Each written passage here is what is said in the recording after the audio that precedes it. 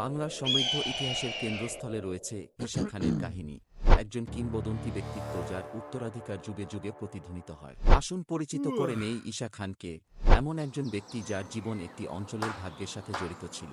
1529 খ্রিস্টাব্দে সরাইলের শান্ত শহরে জন্মগ্রহণ করা ঈশা খান নিয়তি ছিল মহানুভবতা। তার পরিবারের যাত্রা কয়েক প্রজন্ম আগে শুরু হয়েছিল, যখন তার পিতামহ ভগীরথ অযোধ্যা থেকে বাংলা এসেছিলেন।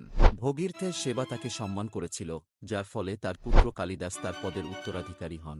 কালিদাস, বর্তমানে সোলায়মান নামে পরিচিত, সুলতানের কন্যাকে বিয়ে করেন এবং সরাইলের জমিদারিতে আরোহণ করেন, এবং এইভাবে ভবিষ্যতের শাসক ঈশা খান এই মর্যাদাপূর্ণ বংশে জন্মগ্রহণ করেছিলেন। কিন্তু ঈশা খানের যাত্রা চ্যালেঞ্জ ছাড়া ছিল না। সুলতানের মৃত্যুর পর তার বাবা সোলায়মান নতুন আফগান শাসনের বিরুদ্ধে অবস্থান নেন। তার বীরত্বপূর্ণ প্রচেষ্টা সত্ত্বেও সোলায়মান খান ঈশা খান এবং তার ভাইকে বন্দী করে রেখে সংগ্রামে তার পরিণতি পান।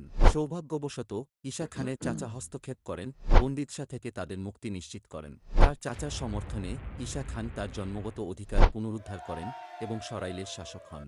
মুঘল আগ্রাসনের মুখে ঈশা খান অসাধারণ কূটনৈতিক দক্ষতা প্রদর্শন করেছিলেন। তিনি মুঘল আক্রমণের বিরুদ্ধে প্রতিবেশী শক্তিকে একত্রিত করে জোট গঠন করেছিলেন।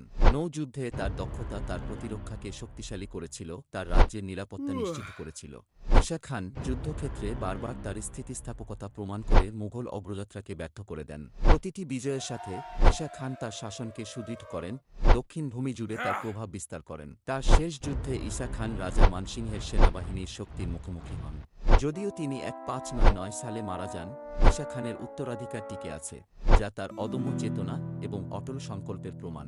আর এভাবেই সরাইলের জমিদার ঈশা খাঁর কাহিনী ইতিহাসের পাতায় খোদিত হয়ে আছে।